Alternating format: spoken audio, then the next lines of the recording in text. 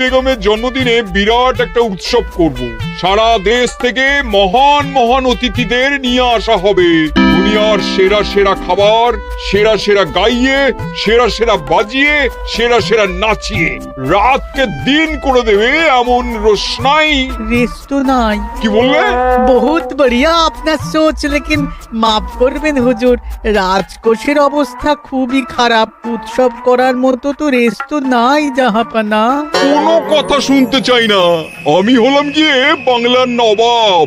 আমি আনন্দ হই হুল্লোড় করবো না তো কে আর করবে? একদম ঠিক জাহাপানা, কিন্তু কর বসিয়ে টাকা তোলো। সব কিছুতেই কর বসানো আছে জাহাপানা। হাসি কান্না ছাড়া আর কোনো কিছুতেই কর বসানো যে বাকি নেই। তার ওপরেই কর বসাও। হাসি কান্নার ওপর কর? না, শীতকাল আসছে, বসাও বসাও কর হাঁচির ওপর। হ্যাঁ, হাতির ওপর কর? বসাও। ওরকম মুখ করে আছো কেন? যদি না পারো তো বলে দাও, আমি অন্য উজির নিয়োগ করব। আমি আজই ঘোষণা করে দিচ্ছি, এবার থেকে হাতির ওপর কর দিতে হবে। হ্যাঁ, তো জানাব, এতে প্রজারা যদি ক্ষুব্ধ হয়? আরে বাবা, প্রজাদের কাজই তো মাঝে মাঝে ক্ষুব্ধ হওয়া। তা ঠিক হুজুর। আমাকে কদর করে এমন কিছু সন্ডা আছে, তাদেরকে কাজে লাগাতে হবে। বহুত খুব জাহাপানা। তাহলে হাঁচি গোনার লোকের ব্যবস্থা করে নি। ওই সন্ডারাই হাঁচি গুনবে। ওদের স্বেচ্ছাসেবক হিসেবে নিয়োগ করো। বহুত খুব জাহাপানা। সব জায়গায় লোক পাঠাতে শুরু করো, তবে কৃষ্ণনগরে বেছে বেছে লোক পাঠাবে। আর মনে রেখো, ওখানে গোপাল আছে।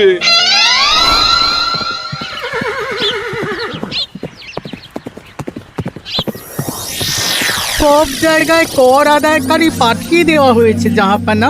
আপনার কথা মতো তাদের বলে দেওয়া হয়েছে যে আদায় হওয়া করের 10% তাদের বেতন হিসেবে দেওয়া হবে।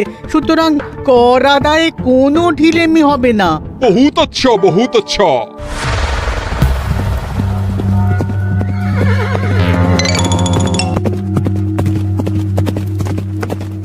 হ্যাঁ, তুমি ঠিক পড়েছো তো মন্ত্রী? হাঁচির উপরে কর? বলেন তো, আর একবার পড়ছি মহারাজ। আসলে এটা নবাবই মশকরা। আমাদের নবাব যে খুবই রসিক মানুষ তা তো আমরা দেখেছি। বারবার কৃষ্ণনগরের সঙ্গে রসিকতা করতে গিয়ে হাঁড়ি ফেটে রস একেবারে মাখামাখি হয়েছে, আর সারা গায়ে পিঁপড়ে ধরেছে। মস্করা নয়, একদম সত্যি কথা। হাঁচির উপরে কর বসানো হয়েছে, আর আমরা হলাম নবাবের খাস হাঁচি গোনার দল। আমরা এই কৃষ্ণনগরে থিতু হয়ে বসলাম বটে। এবারে হাঁচি গুনবো আর মোহর আদায় করব। গোপাল, তুমি কি বলো? সর্দার, তোমাদের এখানে আসা একেবারেই লোকসান হয়েছে। কেন মশাই? আচ্ছা, আপনি গোপাল? না না, আপনার কোনো কথাই শুনবো না। আমাদের বই বই করে বলে দেওয়া হয়েছে, গোপাল হইতে সাবধান। সর্দার, আমি তোমাকে সাবধান হতেই বলছিলাম। হাঁচি ধরতে গেলে তোমাদের খুব সতর্ক থাকতে হবে, কারণ এই কৃষ্ণনগরের বাসিন্দাদের শরীর স্বাস্থ্য এত ভালো যে এখানে কেউ হাঁচে না, কাশে না, ঢেকুর তোলে না, ইয়ে করে না। বলেন কি মশাই? এটা তো নবাবকে জানাতে হচ্ছে। যাও যাও, এক্ষুনি মুর্শিদাবাদে ফিরে গিয়ে নবাবকে জানাও। ওরে, কেউ এদের যাওয়ার ব্যবস্থা করে দে। ওই তো হেঁচেছে। হাঁচি এক, পুরো এক মোহর। হাঁচি দুই, দুই মোহর। আরে, এটা তো হাঁচির বাচ্চা, এটা তো ধরলে চলবে না। কেন? হাঁচি হলেই তো হলো। কি করব সর্দার, লিখবো? দেখ, একবার গুনে যখন ফেলেছি পুরো ছাড়তে পারবো না। আধমোহর লেখ। এটা কাশি, কাশিতে কোনো করের কথা নেই। লেখ লেখ লেখ লেখ লেখ। হাঁচি তিন, পুরো এক মোহর। হাঁচি চার,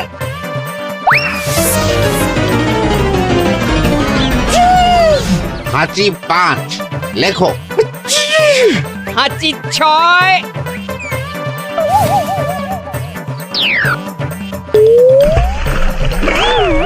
যা ঝাঁকি রে, শুনেছিলাম কৃষ্ণনগরের মন্ত্রীটা মাথা মোটা, প্রমাণ হয়ে গেল।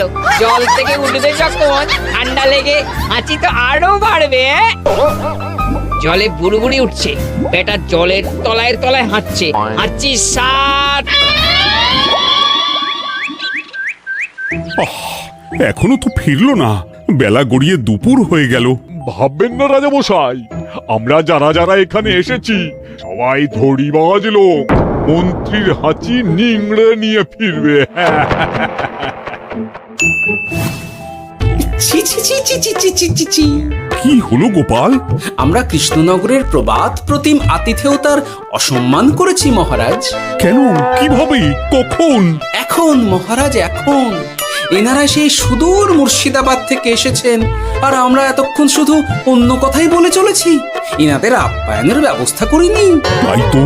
মহারাজ, আপনি ব্যস্ত হবেন না। এই কে আছো? শোনো, এদের রাজ অতিথিশালাতে থাকার বিশেষ ব্যবস্থা করো। এদের খাবার যাবে মহারাজের পাকশাল থেকে। এদের সব সুবিধে অসুবিধে দেখার জন্য দাস দাসী নিযুক্ত থাকবে। চলো হে চলো। আরে দাঁড়াও সর্দার। হ্যাঁ বলুন। তোমাদের তো আবার গোপালের কথা শোনা বারণ। আমার ব্যবস্থায় বোধহয় তোমরা থাকবে না। বাদ দিন তো, আসলে ভয় ছিল আপনার বুদ্ধিকে, আর ভয় নেই। কেমন আগু পিছু বিচার না করেই বলে ফেললেন এখানে কেউ হাঁচে না। বুঝে গেছি, আসলে গোপাল হলো গল্প। চলো হে চলো, ও বড্ড খিদে পেয়েছে। প্রহরী, এই সর্দারের দলের বাকি লোকগুলো এলে এদেরকেও অতিথিশালায় নিয়ে যেও। হ্যাঁ, আচ্ছা। কি গোপাল, এই রক্তচোষাগুলোর জন্য তুমি রাজনিবাস আর রাজভোগের ব্যবস্থা করে দিলে? গোপাল কার পক্ষে মহারাজ? এতক্ষণ গোপালের সব কাজ তো কৃষ্ণনগরের বিপক্ষে গেল। বটেই তো, আমি মনে মনে গণনা করে দেখলাম গোপালের শুল যোগ শুরু হয়েছে। আগামী 1 যুগ ধরে গোপাল যেখানে থাকবে সেখানে রাহুর প্রকোপে দুঃখ দারিদ্র মহামারী একসঙ্গে এসে ধরা পড়বে। মহারাজ, গোপাল কখনো কৃষ্ণনগরের খারাপ ভাবেনি। সে যখন ওই রক্তচোষাদের রাজভোগে রাখার ব্যবস্থা করেছে, তখন বুঝতে হবে এর মধ্যে একটা ঘোরতর পেঁচ আছে। গোপালই তাহলে বলুক, কি পেঁচ? মহারাজ, মানুষ বিলাসের সুযোগ পেলে কাজ ভুলে বিলাসেই ডুবে থাকে। কত সম্রাট মহাসম্রাট বিলাসিতায় ডুবে কত সাম্রাজ্য মহাসাম্রাজ্য ভেঙে টুকরো করেছে। এরা তো নবাবের পাঠানো কিছু মূর্খ বালক মাত্র মহারাজ। এদের রাজভোগে ডুবিয়ে দিলে হাঁচির কথা কি এদের মনে থাকবে?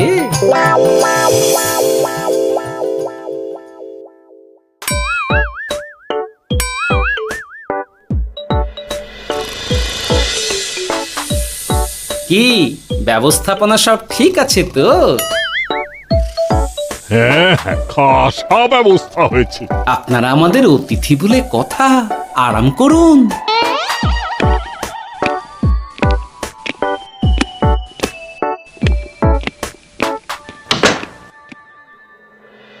বিজ্ঞানী, তোমার এই দুমুখ আয়না আবিষ্কার তোমার জীবনের সেরা কাজ।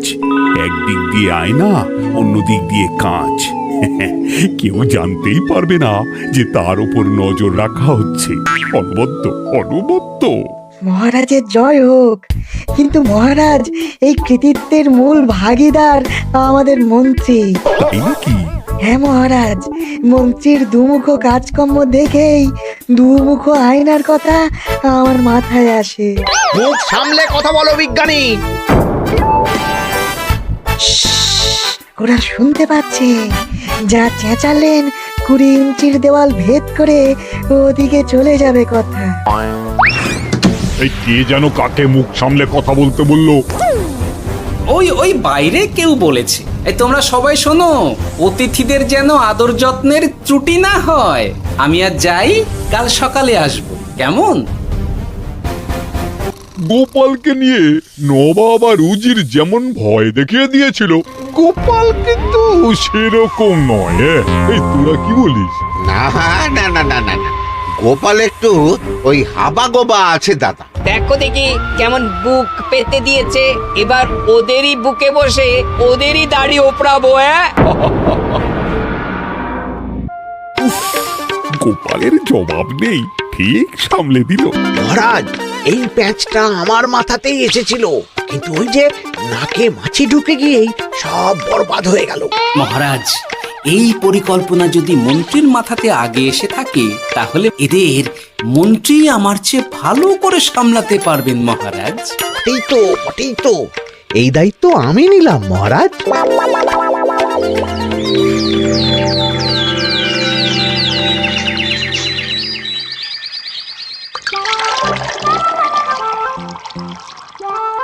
আহা, সকালে ঘুম থেকে উঠে এই রকম বেলের পানা যেন স্বর্গের অমৃত। আছে আছে, আরো আছে। পানীয়, খাদ্য, আরাম, আয়েশ, যত চাও তত পাবে। এ কি, আপনি গোপাল কোথায়?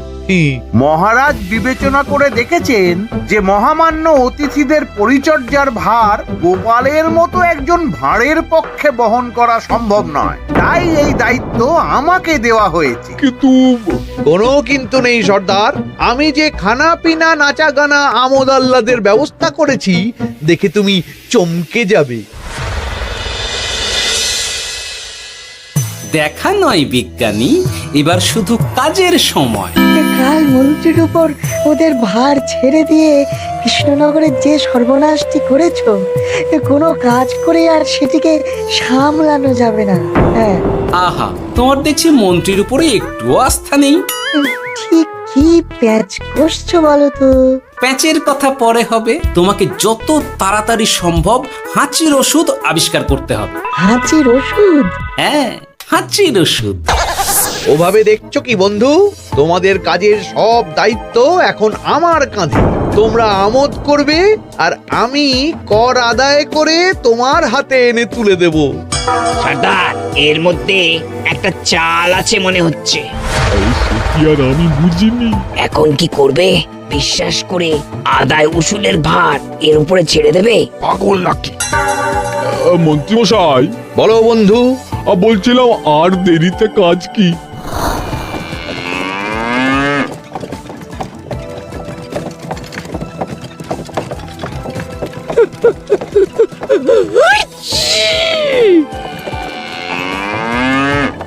মন্ত্রী, লেখো হাঁচি এক। ওহে, তোমার নাম কি? মন্ত্রেশ্বর হুজুরি আগে। লিখুন মন্ত্রী মশাই, নাম লিখুন। ওহে মন্তেশ্বর, হাঁচি কর, এক মোহর ছাড়ো দেখিনি।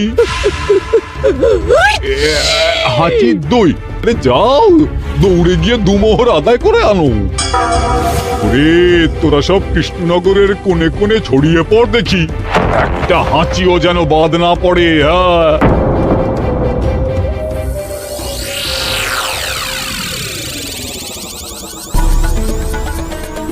এটা হুজুরে আলাক বর্ধমান, খাম্বাত এবং কৃষ্ণনগর থেকে।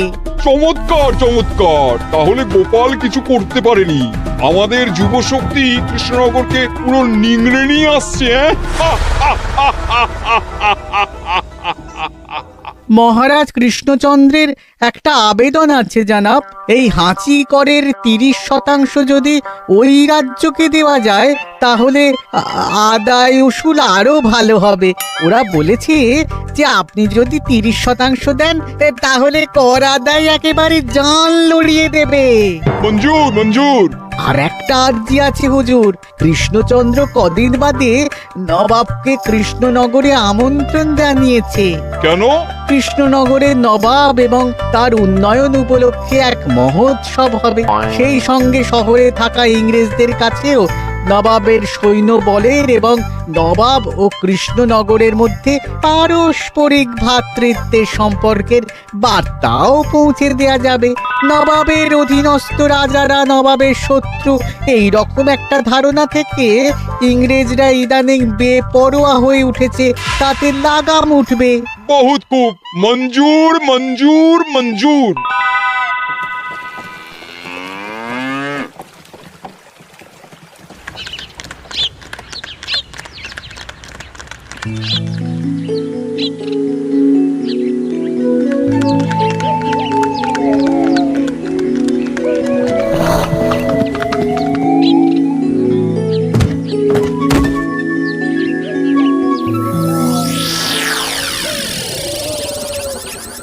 ব্যাপার গোপাল? জাহাপনা বলুন, কি খিদমত করব? আমি যা বলবো তাই করবে। অবশ্যই জাহাপনা। কি আবার উজির, তুমি সাক্ষী, মহারাজ কৃষ্ণচন্দ্র আপনিও সাক্ষী। গোপাল আমাকে কথা দিয়েছে আমি যা চাইবো তাই করবে। গোপাল, তুমি আমার সঙ্গে মুর্শিদাবাদ যাবে। এখন থেকে আমার দরবারের বিদূষক হিসেবে থাকবে, কেমন? ওরে ওরে ওরে ওরে ওরে তোরা বাজনা বাজা। এখন থেকে গোপাল আর কৃষ্ণনগরের নয়, গোপাল মুর্শিদাবাদের। চলছে বাজা।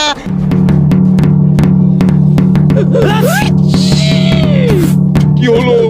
হুজুর, মনে হচ্ছে আপনার সৈন্যদল হাঁটছে। হ্যাঁ? হুজুর, হাঁচিগড়ের বন্যা সব সৈন্য 10-12টা করে হেঁচে ফেলেছে। মানে প্রচুর মোহর হয়ে গেছে আর বাড়ছে। আমার হাঁচি গোনার দল একটা হাঁচিও বাদ দেবে না। মোহর রাখার জন্য নতুন পোশাকখানা বানাতে হবে হুজুর। সর্দার, আমাদের হাঁচিগুলো কি খুলবো? হ্যাঁ, নিশ্চয়। একটা হাঁচিও যেন বাদ না পড়ে। চলুন হুজুর, আমরা এখানে দাঁড়িয়ে থেকে আর কি করব? ওরা হাঁচুক আর হাঁচি গুনুক। চলুন নবাব বাহাদুর, আপনার জন্য কৃষ্ণনগরের রাজাতিথ্য অপেক্ষা করছে। হুজুর, আমার মনে হয় আমাদের কৃষ্ণনগরে এখন আর দেরি করা উচিত হবে না। আমরা সোজা শহরের দিকে রওনা হয়ে যাই। শহরের ইংরেজদের শিক্ষা দিয়ে ফেরার পথে আমরা কৃষ্ণনগরের আতিথ্য গ্রহণ করব। সে কি? মহারাজ, নবাবের মতো কর্তব্যপরায়ণ ইনসানকে তার কর্তব্য পালনে বাধা দেবেন না। আমরা ওনার শহর থেকে ফেরার অপেক্ষায় থাকবো। ঠিক, আমার এক্ষুনি শহরে যাওয়ার দরকার। ইংরেজরা সব নিয়ম কানুন ভেঙে চুরে যা ইচ্ছে তাই করতে আরম্ভ করেছে। উচিত সৈন্যদের ডাক দাও, চলো রওনা হই। কিন্তু জাহাপনা, আপনার সৈন্যদের থেকে পাওনা মোহরগুলো এতক্ষণে যা হেঁচেছে, লাখখানেক মোহর তো হয়েই গেছে। ওটা আমরা নিজেদের মধ্যে বুঝে নেব। কিন্তু ওই করের 30% যে কৃষ্ণনগরের পাওনা। পেয়ে যাবে। শহর থেকে ফিরি। আরেকটা কথা, হাঁচি কর ব্যবস্থা এখন থেকে উঠে গেল।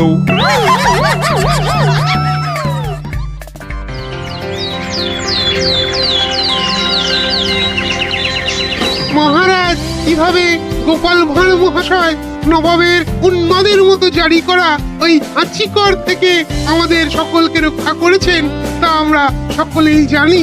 সমাজের তরফ থেকে তাই গোপালকে সামান্য উপহার।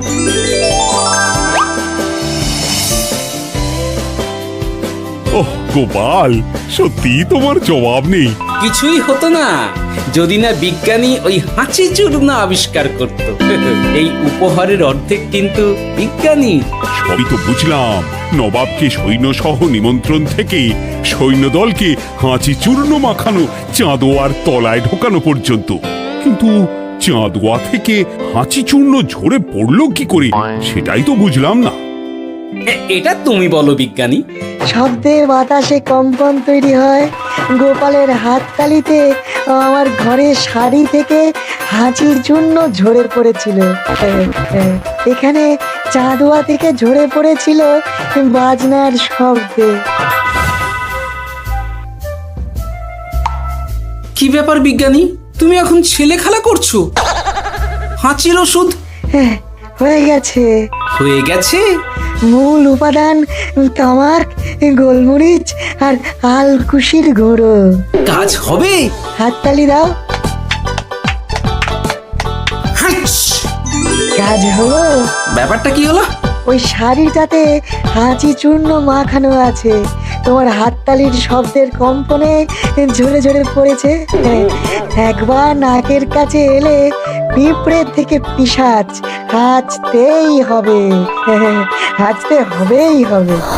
নবাব যদি বাজনা বাজাতে না বলতো। আমাদের বাজনদাররা তৈরি ছিল মহারাজ। যাক, সবই ভালোই মিটে গেল। যার শেষ ভালো তার সব ভালো। ব্যাস, এখন শুধু একটাই কাজ বাকি। নবাবের কাছ থেকে করের 30% বাবদ পাওনা মোহর মুর্শিদাবাদে গিয়ে নবাবের কাছ থেকে তুমি নিয়ে আসবে। আচ্ছা মহারাজ।